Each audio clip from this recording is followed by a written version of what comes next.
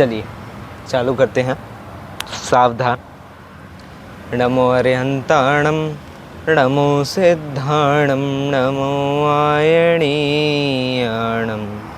नमो वज्रायाणं नमो लोहे सवसाहुणं। ज्ञानी तपस्वी मुनिवरों को रिद्धियाँ उपलब्ध हों, पर रिद्धियों की सिद्धियों पर रंजना वे मुग्ध हो।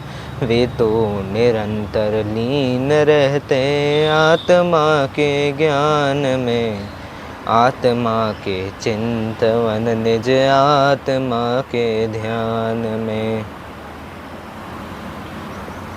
विगत दिनों में हमारी चर्चा तप रिद्धि पर चल रही थी। मुनिराज के तप होते हैं, तप से उनकी प्रकट होने वाली रिद्धियाँ होती हैं, और उन्हीं रिद्धियों के एक भेद आते हैं तप रिद्धि। उग्र तप रिद्धि, तप को और बढ़ाना। महादीप्त दीप्त तप रिद्धि, दीप्त नहीं दीप्त तप रिद्धि, जिसमें शरीर की ऐसी योग्यता कि कोई भी खाने की चीज़ पूरी मिल जाए, उसमें कुछ निहार ना हो, मतलब कोई भी वेस्ट उनकी बॉडी से उत्पन्न ना हो। महातप रिद्धि। और फिर घोर तप रिद्धि उनकी रिद्धियों में हमने पढ़ी थी। महातप रिद्धि मतलब बहुत महा ऐसे तप होते हैं जिनका पालन मुनिराज करते हैं, वो उन रिद्धियों के माध्यम से वो कर सकते हैं, वो भी निरतिचार, मतलब उसमें कोई भी छोटे से छोटा दोष भी नहीं लगेगा, वो तप कहीं ना कहीं भी टूटेगा नहीं। और घोर रिद्धि, घोर पराक्रम रिद्धि, घोर पराक्रम रिद्धि अब अपनी आगे की तप रिद्धियों के क्रम में आ जाती है।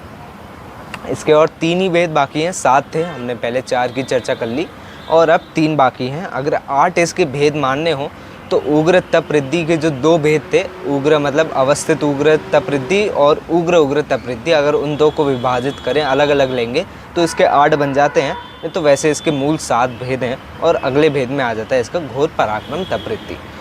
घोर पराक्रम तप रिद्धि मतलब जो भी चीज़ें हमने पहले 1-2 चीज़ें डिस्कस करी थी, जैसे बल हमने डिस्कस किया था कि मुनिराज का ऐसा बल भी हो सकता है जहाँ वो 3 लोग को उठाकर एक जगह से दूसरी जगह रखते, उठाकर एक जगह से दूसरी जगह रखते। अब किसी भी भारी चीज़ को उठाना ठीक है, एक बार को उसमें दम लग रही है, लगता ही है, लेकिन उससे भी थोड़ा ऊपर लेवल हो सकता है क्या? तो हाँ, उसका भी एक ऊपर लेवल ऐसे है कि 3 लोग को उठाना ही नहीं, उठाकर फेंक देना, वो जितना बल प्रकट हो जाए मुनिराज को, वो घोर पराक्रम तप रिद्धि में आ जाता है। मतलब उत्कृष्ट लेवल पे उनका बल पहुंच गया, उत्कृष्ट लेवल पे उनका स्टैमिना पहुंच गया। बहुत प्यास लगती है किसी को, तो बहुत प्यासी व्यक्ति क्या बोलता है, यार बॉटल दे दो, मैं पूरी बॉटल गटक लूँगा, सारा पानी ख़त्म कर दूँगा, मैं जितना भी हो, जितना पानी हो सके दे दो, मैं सब पी जाऊँगा। बहुत प्यास लग रही हो किसी को, वो यही बोलता है। इसमें मुनिराज के जल पीने की शक्ति बताई कि पूरे समुद्र को खाली कर देने की शक्ति वो घोर पराक्रम तप रिद्धि में आ गई। एक और चीज़ कही, भाई जल की बारिश तो होती है, एक तो जल की बारिश प्राकृतिक होती है, मतलब एनवायरमेंटल है, कोई व्यक्ति उसको कंट्रोल नहीं कर सकता, वो भी कंट्रोल करने की शक्ति अब मुनिराज में आ गई। और सुनो, जल ही नहीं, जल के साथ अग्नि भी ले लिए, अग्नि के साथ कांटे भी ले लिए, शिला इत्यादि जितनी चीज़ें हो सकती हैं सबकी वर्षा करने की उनके अंदर सामर्थ्य आ जाती है। जल, अग्नि, कांटे, शिला आदि बरसाने की शक्ति उनके अंदर आ जाती है।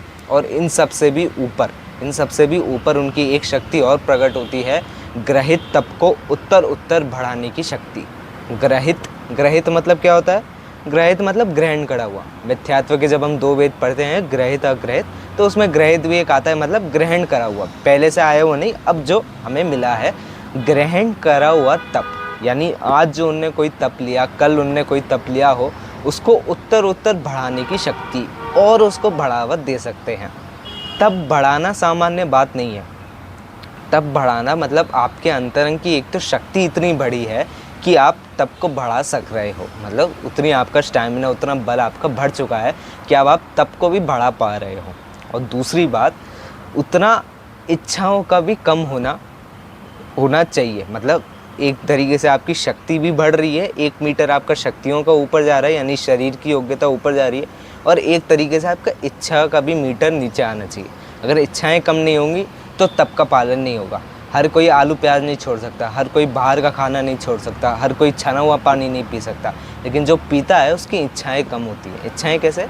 इच्छाएं, उसकी हिंसा करने की इच्छा वो कम हो जाती है, उसकी बाहर खाने की इच्छा, जीव इंद्रिय की इच्छा, उसके विषय भोगने की इच्छा उसकी कम हो गई, तो वो इन तपों का पालन कर पा रहा है।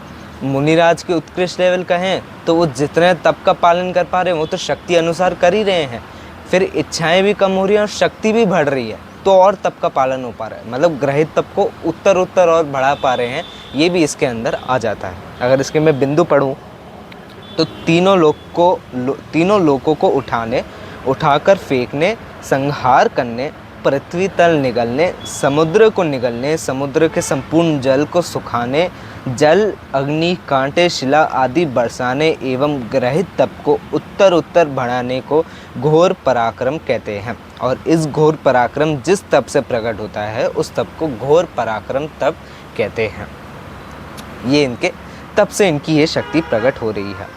ये तो फिर भी अपन ने देख लिया, चलो ऊपर से इनका मतलब ऊपर से तो क्या, इनकी विशेष शक्ति तो हो ही गई कि ये मेन में तो यही प्रकट हो रहा है, लेकिन इससे निकलने वाला भी एक बाय प्रोडक्ट है। जैसे घोर आहार निहार के लिए देखा था, आहार हो रहा है निहार नहीं हो रहा, उसी तरीके से इसका भी एक बड़ा विशेष बाय प्रोडक्ट है जो श्रुत सागर जी अपने तत्वार्थ वृत्ति नामक शास्त्र है उसमें लिखते हैं, जिन मुनियों को देखकर भूत, प्रेत, बेताल, राक्षस, शाकिनी आदि भयभीत हो जाते हैं, वे मुनि घोर पराक्रमी कहलाते हैं। मतलब भूत, प्रेत, बेताल, राक्षस ये कौन होते हैं? भूत प्रेत तो अपने में मानते कैसे हैं? देव के ये भेद होते हैं, जो देव मनुष्य के साथ छेड़खानी कर सके, यानी मनुष्य के साथ शरारत कर सके, उन्हें परेशान करने की योग्यता रखते हों, जैसे उनके शरीर के ऊपर कब्जा कर लेना और फिर शरीर के साथ कोई क्रीड़ाएं कर लेना या मनुष्य को ही नुकसान पहुंचाना सामान्य तरीके से, वो जो देव होते हैं वो विशेष में भूत, प्रेत, वेताल, राक्षस ये कहलाते हैं। ये अक्सर यहीं घूमते रहते हैं। देवों के ये भेद होते हैं, मनुष्य में इनकी कषाएँ इतनी तीव्र होती हैं कि ये यहीं पर मनुष्य गति में अक्सर देखते हैं और चीज़ें करते रहते हैं। तो अक्सर फिर पहले घटनाएं सुनने में आती हैं, गाँव में घटनाएं सुनने में आती हैं कि यार हमारे इनको देव ने ले लिया था, फिर विशेष ऐसी करने लगे। तो ये जब भी ऐसे वर्णन सुनने में आया, मान लीजिए कि इन्हीं देवों की बात हो रही है, इन्हीं में से कोई एक था जिसने ये आके शरारत करी है। ये देव कैसे होते हैं? ये किसी से नहीं डरते। भाई देव भला मनुष्य से क्यों डरे? हम तो देख भी नहीं पाते उनको, वो तो फिर भी 24 घंटे देख लें हमें। ऐसे व्यक्ति ऐसी जीव जिसको हम देख भी नहीं पा रहे, जो हमारे शरीर के ऊपर भी कब्जा कर पाए, उससे तो हर मनुष्य डरता ही है। मुनिराज एक साइड पे होते हैं, बिना रिद्धिधारी मुनिराज तो किसी से ही भयभीत नहीं होते। ये तो सम्यक दृष्टि के अंदर ही आ जाता है, मतलब चौथे गुणस्थान वर्ती श्रावक ही ऐसा होता है जो किसी से न डरे। चौथे के ऊपर भी कोई नहीं डरते, मतलब सम्यक दृष्टि के बाद तो कोई भयभीत ही नहीं हो रहे, वो अपने तत्व से उनको मतलब, अपने जीव से, आत्मा से उनको मतलब, और बाकी चीज़ों से क्यों ही डरे। लेकिन जो देव मनुष्य से डरे, ऐसे रिद्धिधारी अपने घोर पराक्रमी होते हैं। भूत, प्रेत, वेताल, राक्षस, शाकिनी आदि भयभीत हो जाते हैं, इनको देखकर ही इनके पास नहीं आते, इनके शरीर को ही कुछ करने की कोशिश नहीं करते। अच्छा, क्यों नहीं करते? उसका भी कारण लिखा है, बड़ा अच्छा है, देखिए। अर्थात घोर तपस्वी के तप की घोरता को देखकर भूत, प्रेत आदि उनसे डरकर दूर चले जाते हैं। घोर पराक्रम रिद्धिधारी मुनि को यदि कोई सतावे तो वहाँ भारी उपद्रव, दुर्भिक्ष तथा मारी आदि आपत्तियाँ आ जाती हैं। ये कारण भी दे दिया क्या कि इन रिद्धिधारी मुनिराजों को कोई सताता है तो उन पे भारी उपद्रव, दुर्भिक्ष तथा मारी आ जाती है, महामारी हो जाती है, उनका जीवन ही एक तरीके से अयोग्य हो जाता है। मतलब इतना परेशानी उनके जीवन में आने लगती है, बस एक मुनिराज को परेशान करने की यदि वो विकल्प भी कर लें तो ये रिद्धि के प्रभाव से उनके साथ ऐसे कार्य होने लगते हैं, वो भी देवों के साथ। मुनिराज स्वयं ये करना चाहें ऐसा तो असंभव है, मतलब मुनिराज चाहें कि यार देव मुझसे डरें तो ये चीज़ें नहीं हो सकती। रिद्धिधारी मुनिराजों के साथ तो ये चीज़ें नहीं हो सकती, वो इतने संयमी होते हैं, उन्हें देवों से क्या मनुष्य से भी मतलब नहीं होते, देव तो फिर भी दूर की बात है। तो रिद्धि के प्रभाव से ये चीज़ हो रही है और मुनिराज को फ़र्क भी नहीं पड़ रहा, यदि उन्हें ज्ञान भी हो रहा हो उस चीज़ का, तो भी उनको कोई मतलब नहीं कि क्या हो रहा है क्या नहीं चल रहा, उनसे कौन डर रहा है कौन नहीं डर रहा, उन्हें कोई मतलब नहीं। इसको एक उदाहरण से अगर देखें तो और अच्छे समझ में आ जाएगा। जैसे सेलिब्रिटीज़ होते हैं, मूवी स्टार्स होते हैं, बड़े बड़े फिल्म स्टार्स होते हैं, इनके देश में करोड़ों की आबादी में इनके फैंस होते हैं, मतलब इनके चाहता करोड़ों में होते हैं। और इंडिया की आबादी ही इतनी है कि इतने में ही उनके फैंस होते हैं, बच्चे से लेके बड़े तक सब उनको चाहते हैं, सब उनको पसंद करते हैं। वो कहाँ, मतलब वो किस लेवल पे, वो कितनी ऊंचाई पर हैं? क्या वो करोड़ों लोगों को जानते हैं? नहीं जानते। करोड़ों लोग उन्हें जानते हैं और उन्हें पसंद करते हैं, ठीक है, उन्हें पता है ये। उन करोड़ लोगों के अलावा एक अगर कोई ऐसा व्यक्ति हो जो मान लीजिए उससे नफ़रत करता हो, उस सेलिब्रिटी को पसंद न करता हो और गुस्से में क्रोधवश उसने उसको गाली दे दी। होता है, सबके फैन सबके हेटर्स होते हैं। मान लीजिए कोई एक ही हेटर होगा, कोई एक ऐसा व्यक्ति होगा जो उससे द्वेष करता होगा और उसने उस सेलिब्रिटी को गाली दे दी, मतलब ये व्यक्ति अच्छा नहीं है, मेरे को पसंद नहीं है, ऐसा कर दिया। क्या उस सेलिब्रिटी को, क्या उस स्टार को पता भी चलेगा कि वो कौन है? क्या मान लीजिए शाहरुख खान हो, अक्षय कुमार हो, क्या उन्हें पता भी चलेगा कि उस एक व्यक्ति ने क्या बोला है? उस एक व्यक्ति को वो जानते भी होंगे? नहीं जानते होंगे। क्या बोला उसने? उन्हें कोई मतलब नहीं उससे। एक व्यक्ति है, क्या बोलेगा, क्या करेगा, कुछ भी करे, उन्हें उससे कोई मतलब नहीं, उन्हें उस चीज़ का ज्ञान भी नहीं हो रहा कि उस एक व्यक्ति ने क्या बोला है। लेकिन फिर वही ठहरी उनके फैंस, करोड़ों में उनके फैंस हैं, लाखों में उनके फैंस हैं। अब उस एक व्यक्ति का क्या होगा जब उन फैंस को पता चला कि यार इसने शाहरुख खान को गाली दे दी, इसने इनको ऐसा बोल दिया, अब क्या होगा उसका हाल? उसको कितना मारेंगे, उसको कितना पीटेंगे, कितनी उसको और उल्टा गाली देंगे। उसने एक बोली होगी, उसको यहाँ से 100 सुनने मिलेंगी, उसको आती 2 होंगी, उसे मिलेंगी 10। ऐसी हालत हो जाएगी कि सेलिब्रिटी जो स्टार, जो शाहरुख खान था, उसे तो कोई फ़र्क नहीं पड़ रहा उस चीज़ से कि किसने उसको गाली दी, उसे ज्ञान तक नहीं हुआ उस चीज़ का। लेकिन उसके फैंस ऐसे हैं कि यार इसने ऐसे बोल कैसे दिया, तो अब उसकी ज़िंदगी ख़राब हो गई। मतलब ज़िंदगी तो क्या, लेकिन उसकी परिस्थिति वहाँ उस समय ख़राब हो गई। इसी तरह ये रिद्धि है। मुनिराज को कुछ ज्ञान नहीं हो रहा, कौन सा देव उनके आसपास आके क्या कर रहे हैं, उन्हें कुछ मतलब नहीं किसी से भी। लेकिन रिद्धि ऐसी है कि भाई मैं इस मुनिराज के अंदर हूँ, इनका परिश्रम, इनका तप ही इतना है कि अगर तुमने कुछ ऐसा किया तो तुम्हारी खैर नहीं। ये रिद्धि की वार्निंग है और देव भी इससे डरते हैं, देव भी इससे दूर जाते हैं। ये इससे अर्थ निकलता है। बड़ी सुंदर रिद्धि है और आगे भी और आ रही है। फिर अपनी अंतिम रिद्धि है इसकी तप रिद्धि की, अघोर गुण ब्रह्मचरित्र तप रिद्धि। अघोर गुण ब्रह्मचरित्र तप रिद्धि।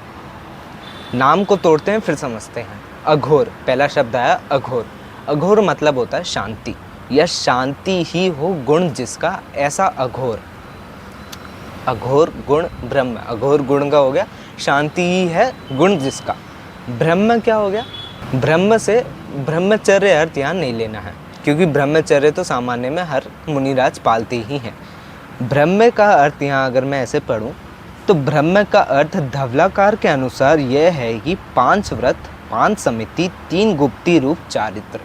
5 व्रत, 5 समिति और 3 गुप्ती, इस रूप का जो चारित्र है, 13 प्रकार के चारित्र को ब्रह्म कहते हैं। इन 13 प्रकार के चारित्र में शांति रूप गुण है, इसलिए इन 13 प्रकार के चारित्र को ब्रह्म कहते हैं। मतलब इन 13 प्रकार के चारित्र को जो पूर्ण रूप से अच्छे से पालता है, उसमें शांति नामक गुण तो होता ही है। उस शांति को यहाँ ब्रह्म भी कहा है या अघोर गुण ब्रह्म में कहा है।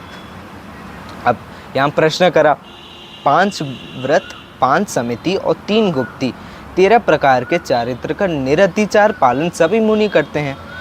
क्या सभी मुनियों को यह अघोर गुण ब्रह्मचरित्र रिद्धि होती है? नहीं, ऐसा नहीं है। जिन मुनि के द्वारा उक्त 13 प्रकार के चारित्र का पालन विशेष विशुद्धि के साथ किया जाता है, उनकी उस विशुद्धि के बल से डमरी आदि 7 प्रकार की ईर्ति, रोग, दुर्भिक्ष, बैर, कलह, वध, बंधन और रोध आदि शांत हो जाते हैं। इसलिए जिनके उक्त 13 प्रकार के चारित्र से ईर्ति, दुर्भिक्ष आदि दूर हो जाते हैं, उनके उस 13 प्रकार के चारित्र को, उत्कृष्ट चारित्र को ब्रह्म संज्ञा देते हैं। सामान्य से अर्थ बताएं एक लाइन में, तो जिनकी अंतरंग शांति के कारण बाह्य शांति हो रही है, उसके उत्कृष्ट तप को यहाँ अघोर गुण ब्रह्मचरित्व कहा है। अघोर गुण ब्रह्मचरित्व का अर्थ हमने शांति लिया था, वो अंतरंग शांति तो है ही, लेकिन अंतरंग शांति तो हर मुनिराज को है। तो उस अंतरंग शांति इतनी तीव्र, इतनी विशुद्ध हो कि उसके निमित्त से बाहर भी शांति फैल जाए, उस विशेष तप को, उस विशेष शक्ति को अघोर गुण ब्रह्मचरित्व रिद्धि कहते हैं। और ये इस रिद्धि की शक्ति होती है। मुनिराज का अंतरंग तप तो है, अंतरंग उनकी शांति फैलती जा रही है, उन्हें कोई उनकी नई परेशानी होने को वो बाहर भी फैला देते हैं। मतलब वो जिस गांव में बैठे हों, जिस क्षेत्र में बैठे हों, वहाँ से दुर्भिक्ष हट जाए, रोग हट जाए, बैर हट जाए, कलह हट जाए, वध बंधन, ये सारी चीज़ें वहाँ से हट जाएं, वहाँ ख़त्म हो जाए। सब प्रकार के जितने दुख होते हैं वो वहाँ से ख़त्म हो जाए, सांसारिक सुख जो उनको मिलते हैं वो मिलने लग जाए, उस तरीके की शांति उनको मिल जाए। ये इस तप की शक्ति है, तप की रिद्धि की शक्ति थी। इसका और भी अन्य शास्त्रों में थोड़े और कह सकते हैं वर्जन्स हैं इसके स्वरूप के। जैसे तिलोय पंडिती के अनुसार जिस रिद्धि के प्रभाव से मुनि के क्षेत्र में चोर आदि की बाधाएं नहीं होती, मतलब चोर आदि नहीं आते वहाँ पर, युद्ध आदि नहीं होते, दुस्वप्न नष्ट होते हैं तथा सब गुणों के साथ अघोर अर्थात अविनश्वर ब्रह्मचर्य का पालन होता है, उनके उस प्रकार की शक्ति को अघोर गुण ब्रह्म तप रिद्धि कहते हैं। मतलब वही बाहर भी शांति हो रही है तो दुस्वप्न नहीं हो रहे, युद्ध नहीं हो रहे, चोर नहीं हो रहे, और एक और चीज़ ऐड करती कि ब्रह्मचर्य का भी पालन हो रहा है, लोग ब्रह्मचर्य का भी पालन शांति से कर पाते हैं, वो इसके कारण वो कर पा रहे हैं। अघोर गुण ब्रह्मचारी, अघोर ब्रह्मचारित्व, घोर ब्रह्मचारी या घोर घोर ब्रह्मचारी, इसके 4 भेद हैं, अलग अलग जगह यहाँ इसके मिल जाते हैं। और ये सारी हमारी तप रिद्धि खत्म हो गई। अंतिम में शांति वाली अपनी तप रिद्धि की चर्चा थी, और ये इस तप रिद्धियों के प्रभाव थे, इसके 7 भेद थे। अब आगे आने वाली जो रिद्धियाँ होंगी वो होंगी औषध रिद्धियाँ। मुनिराज के शरीर ही औषध रूप हो जाए, ऐसी रिद्धियों को औषध रिद्धियाँ कहते हैं। औषध रूप मतलब मेडिसिन, दवाई के रूप में उनका शरीर हो जाए। कैसी दवाइयाँ? ऐसी दवाइयाँ जो समस्त रोग का निवारण करने के समर्थ में हो, मतलब सारे रोग का एक साथ निवारण कर सके, ऐसी एक दवाई हो, वो मुनिराज का शरीर हो जाता है। औषध रिद्धि के 8 भेद होंगे जिनकी 8 चर्चा करेंगे। उसमें मूल एक ही चीज़ होगी, और क्योंकि इतने सामान्य से ही वो रिद्धियाँ हैं, सामान्य तो नहीं लेकिन स्वरूप उनका सामान्य से है, इसलिए जल्दी ही हो जाएगा। लेकिन औषध रिद्धियों में एक चीज़ कॉमन रहेगी, औषध होगी वो एक ही रहेगी, मतलब एक ही औषध रहेगी जो सब चीज़ों का निवारण करेगी, एक रूप रहेगी, माध्यम बदल जाएगा। मतलब विष है, इच्छा से नहीं हो रहा कार्य, अपने आप ऑटोमेटिक ये सिस्टम चलते जा रहा है। फिर आता है दृष्टि विष। कहीं अमृत भी पड़ा हो ना, कहीं एक जगह अमृत फैल गया हो, उसको ऐसी दृष्टि से देखना कि वो अमृत भी विष रूप में परिवर्तित हो जाए, वो दृष्टि विष में आ जाता है, और ये अशुभ रिद्धि है। और अमृत को विष रूप में परिवर्तित कर लेना, ऐसी चीज़, ऐसी पदार्थ जो जीवन दे, उसको ऐसा बना देना जो जीवन ले सके, इसमें विशेष कषाय ही लगेंगी, और वो विशेष कषाय मुनिराजों में नहीं होती। हो भी तो फिर रिद्धि होगी, और रिद्धि फिर हट जाएगी क्योंकि संयम खो जाएगा। लेकिन मूल उसमें इच्छा का फ़र्क होता है, एक चीज़ इच्छा से हो रही है, एक इच्छा से नहीं हो रही।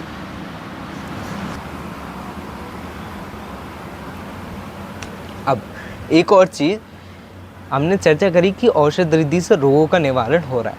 रोग कितने, ये तक मुनिराजों ने गिनाया है। रोग होते हैं, कुल शरीर में कितने रोग हो सकते हैं? वो होते हैं 5,68,99,584। अगर सिर्फ संख्या बोलूं तो 568,99,584 568,99,584 5 करोड़ से भी ज़्यादा शरीर में रोग हो सकते हैं। और उससे भी ज़्यादा इम्प्रेसिव ये है कि इन 5 करोड़ से भी ज़्यादा रोगों को निवारण करने की जो एक शक्ति होती है, एक रिद्धि होती है, वो बस एक मुनिराज का शरीर है। एक मुनिराज के शरीर से निकलने वाला मल ही ले लो या शब्द ही ले लो, वही सारे रोगों को निवारण करने में सामर्थ्य होती है। आगे वर्णन आएगा सारे रोगों को सही करने वाली सारी औषधियों का एक प्रदर्शक, मतलब एक रिप्रेजेंटेटिव जिसको कहते हैं। यहाँ हमने चर्चा करी 5,68,00,000 इतने कुछ रोग होते हैं, हो सकते हैं शरीर को। अब इनकी एक एक औषधि आप बनाने बैठो तो एक एक बैठेगी 5 करोड़ से भी ज़्यादा निकल जाएंगी, उतनी ही निकलेंगी जितने रोग होते हैं। तो 5,68,99,584 इतने अपनी औषधियाँ निकल गई। इन सबको औषधियों को ले लो, एक के अंदर डाल दो, एक बड़ा सा कुछ बना दो और वो मुनिराज का शरीर हो जाता है रिद्धियों के प्रभाव से। सारी रोगों को, सब प्रकार के रोगों को सही करने वाली एक औषधि मुनिराज का शरीर। उस रूप में मुनिराज का शरीर परिवर्तित हो जाता है और उसकी उतनी योग्यता उसके अंदर आ जाती है। इसके 8 भेद मैंने बताए थे, वो 8 भेद के नाम कुछ इस प्रकार हैं। आमश औषधि रिद्धि, श्वेल औषध रिद्धि, जल औषध रिद्धि, मल औषध रिद्धि, विड औषध रिद्धि, सर्व औषध रिद्धि, मुख निर्विष और अंत में दृष्टि निर्विष औषध रिद्धि होती है। सारी ही बहुत ही सरल औषध रिद्धियाँ हैं और बड़ी सुंदर इनकी चर्चाएं आने वाली। इनका स्वरूप बड़ा ही अच्छा है, उसको आगे हम देखेंगे, आगे हम पढ़ेंगे। तब तक के लिए जय श्री राम।